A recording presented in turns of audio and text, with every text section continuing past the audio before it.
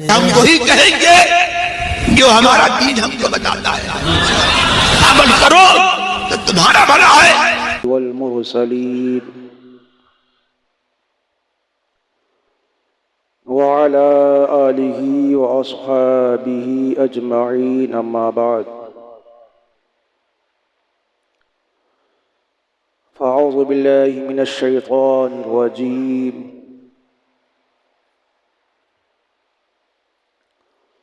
كنتم خير أمة أخرجت للناس تأمرون بالمعروف وتنهون عن المنكر وتؤمنون بالله آمنت بالله صدق الله مولانا العظيم وصدق رسوله النبي الأمين المتين الكريم ونحن على ذلك لمن الشاهدين والشاكرين والحمد لله رب العالمين.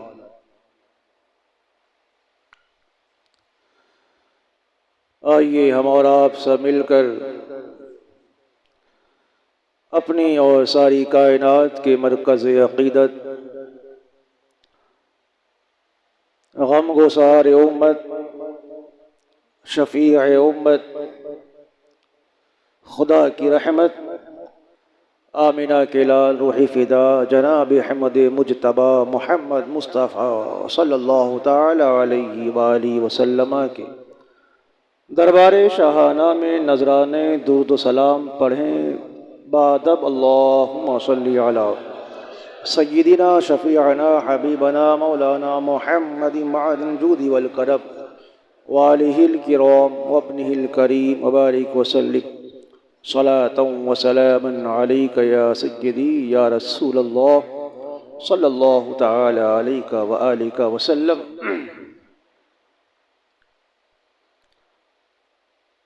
جب عشق سکھاتا ہے آداب خود آگاہی، جب عشق سکھاتا ہے آداب خود آگاہی، تو کھلتے ہیں بندوں پر اسرار شہنشاہی. اے طائر لاہوتی اس رزق سے موت اچھی، جس رزق سے آتی ہو پرواز میں کوتاہی. اور آئینے جواں مردہ حق گوئی و بے باکی، آئینے جواں مردہ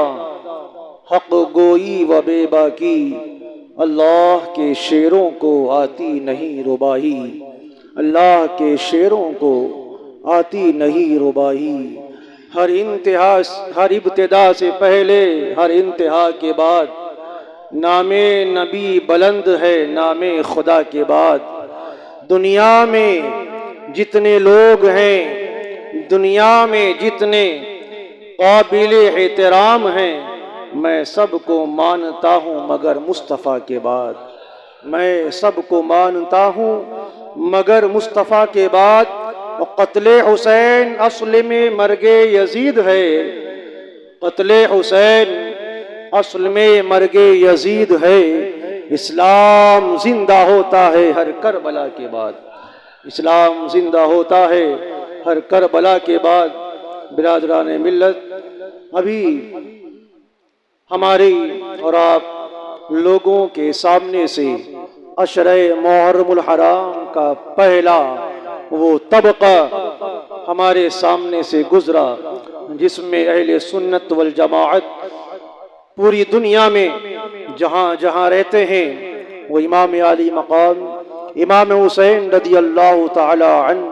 کی بارگاہ میں اپنی محبتوں کا خراج پیش کرنے کے لیے کوئی محفلوں کا انعقاد کرتا ہے، مجلسوں کو سجاتا ہے.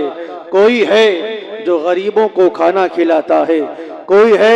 جو یتیموں کے سروں پر ہاتھ رکھتا ہے، کوئی ہے جو ظلم کے خلاف کھڑے ہو کر اپنے آپ کو کمر بستہ کر کے اعلان جنگ کرنے کے لیے وہ دشمنوں کے سامنے آتا ہے، چاہے وہ عملی طور پر ہو چاہے وہ اعتقادی طور پر ہو. الغرض امام حسین رضی اللہ تعالی عنہ کا یہ واقعہ کربلا جو کہ پوری دنیا میں دردناک واقعے سے مشہور ہے، یہ ہمیں کچھ درس دیتا ہے، یہ کچھ ہمیں نصیحت کرتا ہے کہ اے پیارے، یہ حسین جو اپنے نانا جان کے دین کو پروان چڑھانے کے لیے، اپنے نانا جان کے پرچم اسلام کو بلند کرنے کے لیے حسین نے کربلا کے تپتے ہوئے صحرا میں اپنے بچوں کی قربانیاں پیش کی ہیں، لیکن یزید کے ہاتھ پر بیعت نہ کی، کیونکہ امام علی مقام امام حسین رضی اللہ تعالیٰ عنہ یہ جانتے تھے کہ یزید فسق و فجور پر ملوث ہے، یزید جو ہے وہ ہر گناہ کا کام کرتا ہے، شراب پینا اس کی عادت ہو چکی تھی، زنا کرنا یہ اس کی عادت بن چکی تھی، اپنے گھر کے اندر ناچنے والوں کو نچوانا یہ اس کی عادت خبیثہ تھی۔ پوری دنیا جانتی تھی کہ اگر حسین نے یزید کے ہاتھ پر بیعت کر لیا تو یقین مان لو یزید کے لیے پھر ایک دلیل مل جائے گی کہ حسین نے یزید کے ہاتھ پر بیعت کر لی ہے، حسین نے فسق و فجور سے راضی ہو کر معاذ اللہ یزید کے ہاتھ پر بیعت کر لی ہے، پوری دنیا کو یہ دلیل مل جاتی۔ لیکن اسی وجہ سے امام علی مقام رضی اللہ تعالی عنہ نے یزید کے ہاتھ پر بیعت نہ کی، کہ اس لیے کہ اگر حسین نے یزید کے ہاتھ پر بیعت کر لی تو آج اگر کوئی انفرادی طور پر گناہوں میں ملوث ہے تو پھر آگے چل کر پورا سماج گناہوں میں ملوث ہو جائے گا، اجتماعی طور پر لوگ گناہ کرتے نظر آئیں گے۔ اسی انفرادی اور اجتماعی گناہ کو روکنے کے لیے، گناہوں کا سد باب کرنے کے لیے میرے حسین نے کربلا کے میدان میں اپنی شہادت پیش کی ہے، ننھے علی اصغر کو پیش کیا ہے، علی اکبر کی جوانی کو لٹایا ہے، امام قاسم کے خوبصورت چہرے کو جو لوگ دیکھ لیتے تھے یہ پکار اٹھتے تھے، اے لوگو یہ کوئی انسان کا چہرہ نہیں، شاید یہ فرشتے کا چہرہ ہے، وہ امام قاسم ہے جن کی جوانی کو امام حسین نے کربلا میں پیش کیا ہے، اپنے بھائی عباس علمدار کے بازوؤں اور ان کے جسموں کو پیش کر کے دنیا والوں کو بتا دیا ہے، اے لوگو، اے مسلمانوں، اے میرے نبی کا کلمہ پڑھنے والوں، لاکھ طوفان آئے، لاکھ آندھیاں چلیں، لاکھ جابر و ظالم کی حکومتیں آئیں اور آپ لوگوں کو کوئی گناہ کرنے پر آمادہ کرے، کوئی گناہوں کا بازار گرم کرے، کوئی گناہوں کی طرف تمہیں بلائے تو خبردار خبردار اپنے آپ میں صبر و استقامت کا پہاڑ بڑھ کر کبھی گناہ کی طرف نہ جانا، بلکہ وہ واقعہ کربلا کو یاد کر لینا اور پھر اپنے آپ کو گناہوں سے باز رکھ لینا، کیونکہ میرا رب قرآن میں ارشاد فرماتا ہے کنتم خیر امت اخرجت للناس تأمرون بالمعروف وتنہون عن المنکر۔ قرآن کہتا ہے کہ اے امت محمدیہ صلی اللہ تعالی علیہ وآلہ وسلم، تم سب سے بہتر امت ہو۔ اللہ تبارک و تعالی نے ہم گناہگاروں کو، اپنے محبوب کی امتیوں کو پوری دنیا میں سب سے بہتر امت بتایا ہے، اپنے محبوب کے گناہگار بند امتیوں کو اللہ تبارک و تعالی نے ارشاد فرمایا ہے تم سب سے بہتر ہو۔ آدم علیہ السلام کی امت کو بہتر امت نہ کہا، ابراہیم علیہ السلام کی امت کو بہتر امت نہ کہا، عیسیٰ علیہ السلام کی امت کو بہتر امت نہ کہا، موسیٰ علیہ السلام کی امت کو بہتر امت نہ کہا۔ اللہ تبارک و تعالی نے پوری دنیا میں آدم سے عیسیٰ تک اگر کسی کی امت کو بہتر کہا ہے تو میرے آقا کی امت کو بہتر کہا ہے۔ قرآن کہتا ہے تم سب سے بہتر امت ہو۔ قرآن کہتا ہے اے میرے محبوب کے امتیوں، اگر تمہیں یہ مقام قائم رکھنا ہے، اگر یہ تمہیں اپنی عزت کو برقرار رکھنا ہے، اگر تمہیں اپنی شرافت کو برقرار رکھنا ہے، اگر تم چاہتے ہو دنیا میں کامیاب ہونا، اگر تم چاہتے ہو دنیا میں کامران ہوگا، تو قرآن کہتا ہے ہم نے تمہیں جو بہتر امت کا لقب دیا ہے، جو بہتر امت کا منصب دیا ہے، جو بہتر امت کا عہدہ دیا ہے، اس عہدے پہ اگر قائم رہنا چاہتے ہو تو قرآن کہتا ہے تین چیزوں کو اپنا لو، ان تین چیزوں کو اپنا لو گے اللہ تبارک و تعالی تمہاری شان کو بلند کر دے گا، تمہیں عزت عطا فرمائے گا، تمہیں شوکت عطا فرمائے گا، تمہیں کامیابی عطا فرمائے گا، تمہیں کامرانی عطا فرمائے گا۔ قرآن کہتا ہے وہ تین چیزیں کیا ہیں، میں آپ لوگوں کو بتا بتاتا چلوں، میرے آقا سرور کائنات صلی اللہ تعالی علیہ وآلہ وسلم نے فرمایا تھا، قرآن کی آیت مبارکہ ہے کہ اللہ تبارک و تعالی ارشاد فرماتا ہے، اے میرے امتیوں، اللہ نے تمہیں سب سے بہتر امت کا خطاب عطا فرمایا ہے۔ تو کیوں فرمایا ہے؟ کس لیے کہا ہے؟ اس کی وجہ کیا ہے؟ اس کا سبب کیا ہے؟ قرآن کہتا ہے تامرون بالمعروف، تم لوگوں کو نیکیوں کو طرف بلاتے ہو، لوگوں کو اچھائیوں کی طرف دعوت دیتے ہو، وتنہون عن المنکر، اور لوگوں کو برائیوں سے روکتے ہو، وتؤمنون باللہ، اور اللہ پر ایمان رکھتے ہو۔ یہ تین چیز ہے جس کی بنیاد پر اللہ تبارک و تعالی نے ہمیں خیر امت کا لقب دیا ہے، بہترین امت کا خطاب دیا ہے۔ حضرات محترم، اگر ہم نے ان تین چیزوں میں سے کسی ایک چیز کو چھوڑ دیا تو سمجھ لو ہم نے اس عہدے کی لاج نہ رکھی، ہم نے اس منصب کی ہم نے لاج نہ رکھی ہے۔ اے محترم، ہمیں چاہیے کہ اپنی پوری زندگی اسی تین چیزوں پر عمل کرتے رہیں، کیونکہ امام حسین کا واقعہ بتاتا ہے کہ انہوں نے پوری زندگی وتأمرون بالمعروف پر عمل کیا ہے کہ لوگوں کو بھلائی کی دعوت دیتے رہے ہیں، وتنہون عن المنکر پر عمل کیا ہے کہ لوگوں کو برائی سے منع کرتے رہے ہیں۔ علی اکبر شہید ہو گئے ہیں، عباس شہید ہو گئے ہیں، آپ کے جانثار شہید ہو گئے ہیں، پھر بھی جب آپ تیار ہو کر میدان کارزار میں آتے ہیں تو میرے امام حسین نے فوراً آپ نے جنگ نہ کی ہے، پھر اتمام حجت کے لیے آپ نے خطاب کیا ہے، اے لوگو کیا تم نہیں جانتے کہ میں کون ہوں؟ کیا پوری دنیا میں میرے سوا کوئی اور نبی کا نواسا ہے؟ تم لوگ میری جان کے در پر ہو۔ یہ خطاب میرے حسین نے کربلا میں تمام شہداء کے شہید ہونے کے بعد کیا تھا۔ کیوں کیا تھا؟ اس لیے کیا تھا کہ قرآن کی آیت کہتی ہے امر بالمعروف کرنا یہ امت پر واجب ہے، یہ امت کا فریضہ ہے۔ تو میرے حسین نے اپنی نانا جان کے امتیوں کو مخاطب کر کے امر بالمعروف کیا تھا کہ خبردار نیکیوں کا کام کرو اور برائی سے رک جاؤ۔ برائی کیا ہے؟ تم لوگوں نے میرے گھر والوں کو شہید کر دیا ہے، تم لوگوں نے ننھے بچے کو بھی شہید کر دیا ہے، ہم پر 3 دن سے پانی کو بند کر دیا ہے، تم برائی سے رک جاؤ اور پھر میرے جان کے در پہ پڑے ہوئے ہو۔ اے لوگوں یاد رکھنا یہ سب سے بڑی برائی ہے کہ تم مجھے شہید کر دو گے۔ اور پھر آگے کے لیے میرے حسین نے بھی یہ تقریر کی تھی، خبردار کوئی برائی نہ کرنا، لیکن یزیدیوں نے وہ برائی کی ہے۔ الامان والحفیظ خیمہ حسینی کو جلا دیا تھا، خیمہ حسینی پر دھاوا بول دیا تھا، پورے سامان کو لوٹ لیا تھا۔ وہ پاک باز خواتین اسلام کہ جن کی شان میں اللہ تبارک و تعالی نے قرآن میں آیت تطہیر کو نازل فرما کر ان کی عزت کو بلند کر دیا تھا، وہ پاک باز خواتین اسلام کے بارے میں اللہ تبارک و تعالی نے یہ ارشاد فرمایا تھا کہ اے لوگوں پورے روئے زمین میں اگر سب سے بہتر کوئی خاندان ہے تو تمہارا خاندان ہے۔ میرے حسین آگے کرنے والی برائیوں کے بارے میں بھی یزیدیوں کو منع کر رہے ہیں، لیکن ان یزیدیوں نے ان پاک باز خواتین اسلام کے سروں سے چادر تطہیر کو اتار کر ان کے سروں کو ننگا کر دیا تھا۔ اے پیارے، یہ حسین ہیں جو کلمہ حق کو بلند کرنے کے لیے یزیدیوں کے ساتھ میں سائے تنہا کھڑے ہو گئے ہیں اور انہیں نیکیوں کی طرف بلا رہے ہیں اور برائیوں سے روک رہے ہیں۔ یہ خاصہ اگر کسی کا ہے تو ایک مرد کلندر کا ہے، یہ خاصہ کسی کا ہے تو ایک مرد مجاہد کا ہے۔ حسین اعظم تھے، وہ شہید اعظم تھے جنہوں نے اپنے نانا جان کی امتیوں کو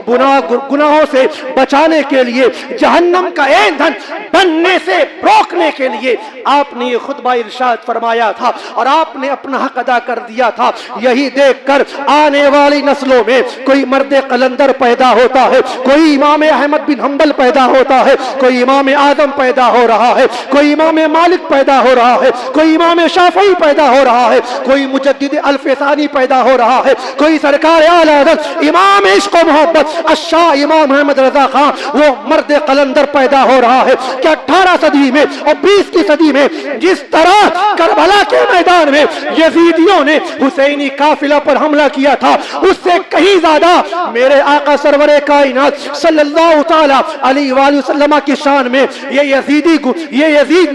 یزیدی ان کی شان میں گستاخیاں کر رہے تھے، انہیں برا بلا کہہ رہے تھے۔ معاذ اللہ رب العالمین، جب چار طرفہ سنیت پر حملہ تھا، نہ جانا جان کے لائے ہوئے دین پر حملہ تھا، تو اگر ہندوستان سے کوئی مرد قلندر پیدا ہوا ہے تو اعلی حضرت کی ذات ہے، جنہوں نے ہر اعتبار سے ان یزیدیوں کا مقابلہ کیا ہے، ہر طرف سے انہیں کہا ہے اے یزیدیوں ابھی بھی رک جاؤ، کیونکہ میرے آقا کو اللہ تبارک و تعالی نے پوری دنیا کا مالک و مختار بنایا ہے۔ تم کہتے ہو نبی کسی چیز کے مالک و مختار نہیں ہے، یہ اعلی حضرت کا خاصہ تھا، صرف ہندوستان ہی میں نہیں بلکہ عرب میں جا کر آل سعود کے سامنے میرے اعلی حضرت رضی اللہ تعالیٰ نے عرب کی سرزمین پر جا کر وہاں کے گمراہوں کے سامنے انہوں نے پرچم اسلام کو بلند کیا تھا، انہوں نے کلمہ حق کو بلند کر دیا تھا۔ حضرات محترم درود پاک پڑھیں تو میں بات آگے بڑھاؤں۔ اللہم صلی اللہ تعالی علیہ وآلہ وسلم۔ اس زمانے میں آل سعود نہیں بلکہ وہ جو گمراہ فرقے تھے ان کے سامنے اعلی حضرت نے کلمہ حق کو بلند کیا تھا۔ پھر اس کے بعد باری آتی ہے ہم شبیہ اعلی حضرت کی، ہم شبیہ غوث اعظم کی، وارث علوم اعلی حضرت کی، کہ آج 14ویں تاریخ کل رات میں لگنے والی ہے، 14ویں شب ہوگی۔ جانتے ہو وہ 14ویں شب کس کی ہے؟ ارے وارث علوم اعلی حضرت، جانشین اعلی حضرت حضور مفتی اعظم عالم کی کا وہ دن آنے والا ہے کہ جس دن امام مولا میں جس دن حضرت مفتی اعظم ہند رضی اللہ تعالی عنہ کو اللہ تبارک و تعالی نے پوری دنیا میں کامیاب کر پوری دنیا کے لوگوں کے دلوں میں ان کی محبت کو ڈال کر پوری دنیا والوں کو سرشار کر دیا تھا، وہ 14ویں شب آنے والی ہے۔ یہ مفتی اعظم ہند کون ہے؟ یہ وہی مفتی اعظم ہند ہے کہ جنہوں نے حسینی کردار کو اپنایا تھا، حسینی کردار کو اپنا کر جس طرح امام حسین کربلا کے میدان میں گئے تھے، یہ مفتی اعظم ہند علیہ رحمت و رضوان ہے، انہی کے غلام بن کر غیروں کے سامنے آپ گئے تھے۔ آپ کے بارے میں آیا ہے، روایتوں میں آیا ہے، کتابوں میں لکھا گیا ہے کہ جب اسی ہندوستان کی سرزمین پر شدید تحریک کو قائم کیا گیا تھا، مسلمانوں کو مرتد اور بے دین بنایا جا رہا تھا، جگہ جگہ لوگوں کو مسلمانوں کو غیر مسلم بنایا جا رہا تھا، مرتد بنایا جا رہا تھا، تو یہ دیکھ کر دنیا کے ہندوستان کے کسی عالم کو گوارا نہ ہوا کہ کھڑے ہو جائیں۔ اگر اللہ تبارک و تعالی نے کسی کو چنا تھا تو مفتی اعظم ہند کو چنا تھا۔ مفتی اعظم ہند کھڑے ہو جاتے ہیں اور پھر شہر شہر جا کر کبھی امیٹھی جاتے ہیں، کبھی بلند شہر جاتے ہیں، کبھی آگرہ جاتے ہیں، کبھی راجستھان جاتے ہیں۔ قریب 8 لاکھ مسلمان مرتد ہونے کے دہانے پر تھے، کئی ہزار یا کیا کئی لاکھ مسلمان مرتد ہو گئے تھے۔ اے مسلمانوں، جب اس زمانے میں مسلمانوں کو بے دین بنایا جا رہا تھا، پکڑ کر انہیں مرتد کیا جا رہا تھا، تو یہی مفتی اعظم ہند ہیں جنہوں نے حسینی کردار کو اپنایا تھا۔ یہ نہ دیکھا تھا کہ یہاں حکومت کس کی ہے، بلکہ آپ کا عقیدہ تھا کہ ہندوستان ہو، پاکستان ہو، دنیا کا کوئی کونا ہو، ہر جگہ حکومت ہے تو میرے آقا کی ہے، ہر جگہ بادشاہت ہے تو میرے آقا کی ہے، ہر جگہ اگر کسی کی چلتی ہے تو میرے آقا کی چلتی ہے۔ یہی دیکھ کر مفتی اعظم ہند علیہ رحمہ آگے بڑھ جاتے ہیں۔ علامہ سید نعیم الدین مراد آبادی علیہ رحمت و رضوان آپ کے ساتھ ہیں، شیر بے شیر اہل سنت، فخر اہل سنت علامہ حشمت رضا خان علیہ رحمہ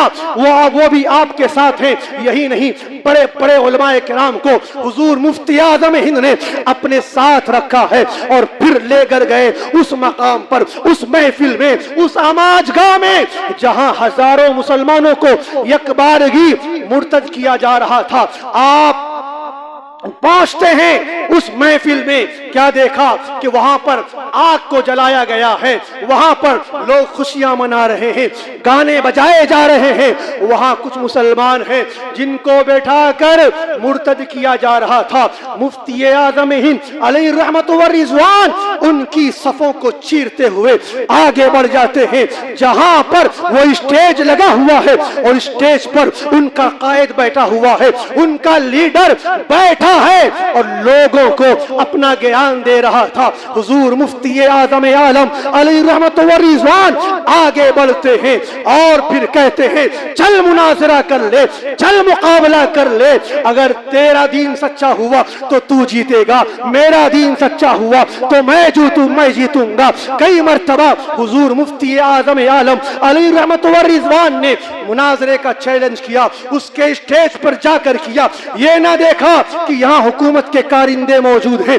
یہ نہ دیکھا کہ یہاں پر کون ہے, بلکہ اعلائے کلمت الحق کو بلند کرنے کے لیے حضور مفتی اعظم ہی علیہ الرحمت اس کے اسٹیج پہ جا کر مناظرے کا چیلنج کر دیتے ہیں. لیکن وہ بیٹھا ہے, ہکا بکا رہ گیا, ارے یہ کہاں سے آ گیا, کہیں ایسا نہ ہو کہ واقعی میں مناظرہ کر لوں تو ہار جاؤں. وہ اٹھنے کا نام نہیں لے رہا. حضور مفتی اعظم فرماتے ہیں اے حشمت علی کھڑے ہو جاؤ اور پھر لوگوں میں تقریر کرو. وہ شیر سنت فخر سنت علامہ حشمت رضا خان علی رحمت و رضوان کھڑے ہو کر وہ تقریر کرتے ہیں, وہ خطاب فرماتے ہیں, رد بلی کرتے ہیں. لیکن اس کے باوجود جو وہاں مسلمان مرتد ہونے کے لیے بیٹھے تھے کسی کے دل پر کچھ اثر نہ ہوا. اللہ اکبر, اتنا دیکھنا تھا. مفتی اعظم ہند علیہ رحمت و رضوان فرماتے ہیں کہ اے حشمت علی یہ بھی مناظرہ کرنے کو تیار نہیں اور یہ مسلمان بھی سمجھنے کو تیار نہیں, تو اب ایک ہی بات ہوگی, ایک ہی کام ہوگا. وہ کام کیا ہوگا؟ اب مباہلے کی دعوت دیا جائے. میرے مفتی اعظم ہند علیہ رحمت و رضوان نے اس قائد اس لیڈر کا ہاتھ پکڑا ہے اور کہا ہے چل, جو تو نے آگ کو جلایا ہے, جو تو نے آگ کو روشن کیا ہے, تو بھی اپنا ہاتھ اس میں ڈال, میں بھی اپنا ہاتھ اس میں ڈالوں گا. میرے مفتی اعظم ہاتھ پکڑ کر گھسیٹ رہے ہیں لیکن وہ بار بار ہاتھ کو چھڑا رہا ہے. چل آگ میں ڈال, اگر میرا اسلام سچا ہوا, جو کہ سچا ہے تو میں جیتوں گا, اور تیرا مذہب سچا ہوا تو جیتے گا, حالانکہ وہ جھوٹا ہے. مفتی اعظم ہند فرماتے ہیں چل آگ میں ہاتھ ڈال, لیکن وہ آگے ہاتھ نہیں بڑھا رہا ہے, اتنا موٹا ہے کہ اٹھ نہیں پا رہا ہے, نہ اٹھنا چاہتا ہے. الغر جب لوگوں نے دیکھا تو ان مسلمانوں میں جو بڑے بڑے لوگ تھے, جو اپنے قوم کے لیڈر تھے, جو اپنے سماج کے مکھیا تھے, وہ لوگ میرے مفتی اعظم ہند کے قدموں پر گر جاتے ہیں اور فرماتے ہیں اے حضور مفتی اعظم ہند واقعی دین اسلام سچا مذہب ہے, کیونکہ یہ آپ ہی کا خاصہ ہے, یہ اسلام کے جیالوں کا منصب ہے کہ جو لوگ بلا خوف و خطر آگ میں کودنے کی طاقت رکھتے ہیں. تبھی تو کسی شاعر نے کہا تھا دشت تو دشت ہے, دریا بھی نہ چھوڑے ہم نے, بیر ظلمات میں دوڑا دیے گھوڑے ہم نے.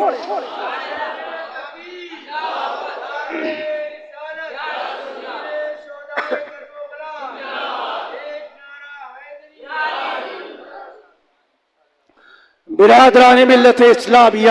یہ کلمہ حق ہے. ہر کسی کو اللہ تبارک و تعالی عطا نہیں فرماتا, لیکن قرآن کہتا ہے اے لوگوں اپنا مقام اگر بلند رکھنا ہے, اپنی عزت کو برقرار رکھنا ہے, لوگوں کو اپنے سامنے سرنگو کرنا ہے, تو تین چیزوں پر عمل کر لو. امر بالمعروف کرو, نہی عن المنکر کرو, اور اللہ اس کے رسول پر ایمان لاؤ. یہ تین چیز ہے. میرے آقا سرور کائنات صلی اللہ تعالی علیہ وآلہ وسلم ارشاد فرماتے ہیں من رآ منکم منکرن, اے لوگو تم میں سے کبھی کوئی برائی دیکھے تو فلیغیرہ بیدہ, تو پھر سے اپنے ہاتھ سے روکنے کی کوشش کرے. اللہ تبارک و تعالی نے جو تمہیں طاقت و قوت دی ہے, اللہ تبارک و تعالی نے جو تمہیں ہمت و بہادری دی ہے, اس ہمت و بہادری کے ساتھ تم لوگوں کو برائیوں سے روکو کہ خبردار کبھی ایسا کام نہ کرنا, اللہ اس کے رسول کی نافرمانی نہ کرنا. میرے آقا فرماتے ہیں کوئی برائی دیکھو تو پھر اس برائی کو اپنے ہاتھ سے روکو. اگر تمہارا ہاتھ مر چکا ہے, مردہ ہو چکا ہے, تمہاری ہمت پست ہو چکی ہے تو پھر میرے آقا ارشاد فرماتے ہیں فَإِن لَّمْ يَسْتَطِعْ فَبِلِسَانِهِ، پر اگر تمہیں ہاتھ سے برائی کو روکنے کی طاقت نہیں ہے تو پھر اپنے زبان سے روکو، زبان سے کہو بھیا یہ کام نہ کرو، یہ غلط ہے، یہ حرام کاری ہے، اس کا اسلام سے کوئی سروکار نہیں ہے۔ آج علماء دین تو یہی تو کرتے ہیں، اپنی زبان سے لوگوں کو روکتے ہیں، اور جنہیں اللہ طاقت و قوت بھی دیتا ہے، دنیا دیکھتی ہے کہ وہ جا کر اپنے ہاتھوں سے روکتے ہیں۔ خبردار ایسا نہ کام کرو، ایسا کام نہ کرو جس سے اللہ ناراض ہو جائے، اس کا رسول ناراض ہو جائے۔ اے پیارے، آج علماء دین بھی تو آپ تمام عوام اہل سنت کو برائیوں سے روکنے کے لیے اسی وجہ سے جگہ جگہ تقریریں کرتے ہیں، محفلیں سجائی جاتی ہیں، مجلسوں کو انعقاد کیا جاتا ہے، جمعے میں خطبے میں اس سے پہلے تقریریں کی جاتی ہے تاکہ عوام اہل سنت برائیوں سے رک جائے۔ ہم بھی ہیں جو آپ کو کہتے ہیں کہ اے لوگوں کبھی تعزیہ کو گلی گلی نہ گھماؤ، لیکن اس کے باوجود گھماتے نظر آتے ہو۔ ہم کہتے ہیں کہ اے لوگوں تم تعزیہ کے سامنے مٹھائی رکھ کر اس پہ فاتحہ نہ کرو، کیونکہ اسلام میں اس کی کوئی اصل نہیں ہے۔ پھر بھی آپ میں سے کچھ ہیں جو یہ کرتے نظر آتے ہیں، یہ ہمارا فرض منصبی ہے۔ ہم کہتے ہیں اللہ تبارک و تعالی نے جو فرض ہم پر عائد کیا ہے اسی پر ہم مامور ہیں، ہم عمل کرنے کی کوشش کرتے ہیں۔ پھر اگر کوئی یہ کہے کہ یہ صرف علماء کا کام ہے لوگوں کو برائیوں سے روکنے کا، یہ علماء کا کام ہے لوگوں کو ہدایت کی طرف بلانے کا، یہ علماء کا کام ہے لوگوں کو نیکی کی دعوت دینے کا، اے پیارے یہ صرف علماء کا کام نہیں ہے۔ آؤ میرے آقا کی حدیث پاک کو سماعت کرو۔ میرے آقا فرماتے ہیں کلکم رائن وکلکم مسئول عن رعیتہ، تم میں سے ہر ایک سے پوچھا جائے گا، اس کی ذمہ داری کے بارے میں پوچھا جائے گا کہ آدمی اپنے اہل و عیال کا ذمہ دار ہے، اس کے اہل و عیال کے بارے میں پوچھا جائے گا۔ عورت ہے جو اپنے گھر اور گھر والوں کی ذمہ دار ہے، اسے اس کے گھر اور گھر والوں کے بارے میں پوچھا جائے گا۔ اے مسلمانوں، میرے آقا تو فرماتے ہیں ہر انسان کو اللہ تبارک و تعالی نے ذمہ دار بنایا ہے، یہ صرف علماء کا کام نہیں ہے۔ آپ بھی اگر کہیں دیکھیں کوئی کسی پر ظلم کر رہا ہے تو اسے روکنے کی کوشش کرے، کوئی گناہ کا کام کر رہا ہے تو روکنے کی کوشش کرے، لیکن تو کہتے تو یہ نظر آتے ہیں ارے بھائی جان دو، گناہ وہ کر رہا ہے اس کا وبال وہ جانے، ہمیں کیا کرنا ہے، ہمیں کیا کرنا ہے۔ اے پیارے یہ بڑی گمراہی ہے، یہ بڑی غفلت کی نیند میں سوئے ہو۔ میرے آقا سرور کائنات صلی اللہ تعالی علیہ وآلہ وسلم ارشاد فرماتے ہیں کہ اے لوگوں جب تم میں سے کوئی برائی کو دیکھے گا اور پھر اسے نہ روکے گا، حالانکہ طاقت ہوگی روکنے کی پھر بھی نہ روکے گا، تو میرے آقا ارشاد فرماتے ہیں اللہ تبارک و تعالی تم پر ایسا عذاب نازل فرمائے گا کہ سب کے سب برباد ہو جاؤ گے۔ میرے آقا فرماتے ہیں اللہ تبارک و تعالی تم پر عذاب کو نازل فرمائے گا، ثم تدعونہ فلا یستجیب لکم، پھر اگر تم دعائیں بھی کرو گے خداوند قدوس یہ بیماری ہم سے ہٹا لے، یہ پریشانی ہم سے ہٹا لے، میرے آقا فرماتے ہیں اگر دعائیں بھی کرو گے فلا یستجیب لکم، تمہاری دعائیں قبول نہ کی جائیں گی۔ آج ہر آدمی اپنے آپ کا محاسبہ کرے، اپنے آپ کو جانچے ہم کس کیٹیگری میں ہیں۔ ہم لوگوں کو نہ ہی نیکی کی دعوت دیتے ہیں نہ ہی برائیوں سے روکتے ہیں۔ یہ صرف علماء کا خاصہ نہیں ہے بلکہ ہر آدمی کو، ہر اہل سنت والجماعت کے ماننے والے کو یہ سوچنا چاہیے کہ ہم لوگوں کو نیکی کی طرف بلائیں اور لوگوں کو برائیوں سے روکیں۔ سب کا کام ہے، کرو گے نا انشاءاللہ، برائیوں سے رکو گے نا انشاءاللہ، نمازوں کی پابندی کرو گے نا انشاءاللہ، لوگوں کو نیکی کی دعوت دو گے نا انشاءاللہ۔ انشاءاللہ یہ ہر آدمی کا فرض منصبی ہے۔ میرے آقا سرور کائنات صلی اللہ تعالی علیہ وسلم ارشاد فرماتے ہیں اے لوگو اللہ تبارک و تعالی نے تمہیں جو ذمہ داری دی ہے ضرور بھی ضرور اس ذمہ داری کو نبھاؤ، ورنہ اللہ تبارک و تعالیٰ کی پکڑ بڑی سخت ہے۔ خوب کی سیر چمن پھول چونی شاد رہے، باغ باغ جاتا ہوں میں گلشن تیرا آباد رہے، وما علینا الا البلاغ۔ السلام علیکم ورحمۃ اللہ تعالی وبرکاتہ۔ استغفر اللہ ربی من کل ذنب واتوب الیہ۔